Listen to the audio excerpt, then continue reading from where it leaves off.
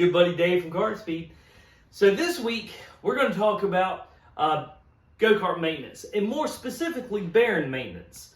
You know, when you're at the racetrack, everybody talks about roll speed, roll speed, roll speed, roll speed.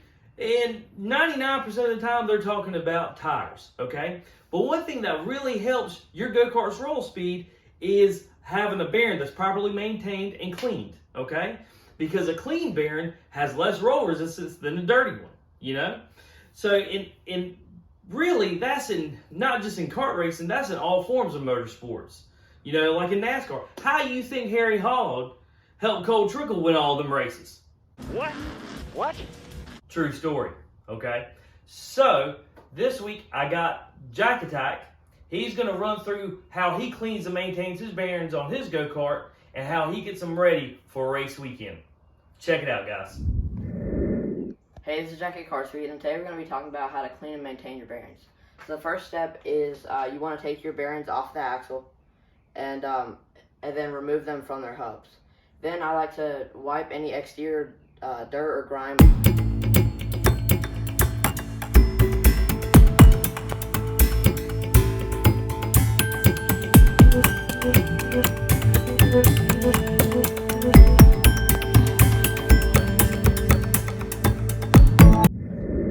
Now that we have the axle broken apart and the bearings out of their hubs and wiped down, it's ready for the mineral spirits bath. And if you notice, we have taken the rubber seal out of them so that the mineral spirits can get inside the bearing.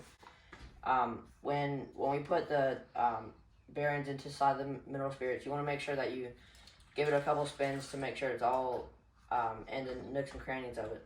And then twirl it around a couple times and then continue.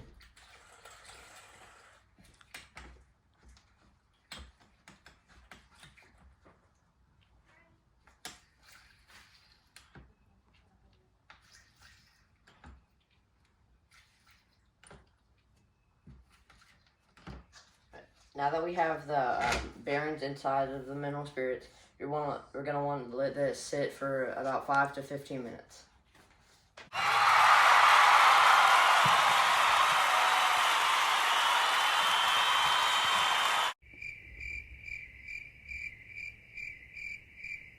So it's been about 15 minutes since we put the bearings in the mineral spirits. Now what you're going to want to do is spin it a little bit. I'm only going to do one bearing. Spin a little bit, and we're going to take it out, and now we're going to rinse it down with denatured alcohol. The reason we do this is because it gets all of the residue that the mineral spirits leaves, so it's ready to put in the lubricant.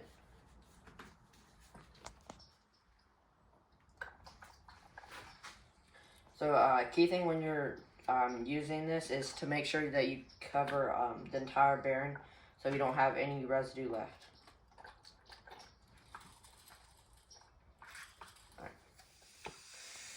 Now we're going to lightly spray it down with some air just make sure it's all dry.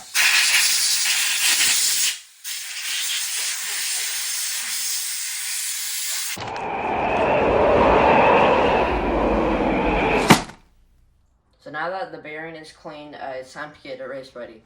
The first thing is we use the crock pot. It keeps the lubricant warm and it opens the pores in the metal so that the oil can get all inside of the bearing.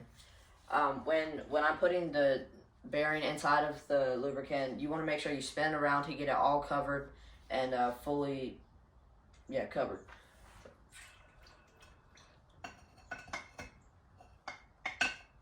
And we usually leave the crock pot either on low or keep warm for 12 to 24 hours.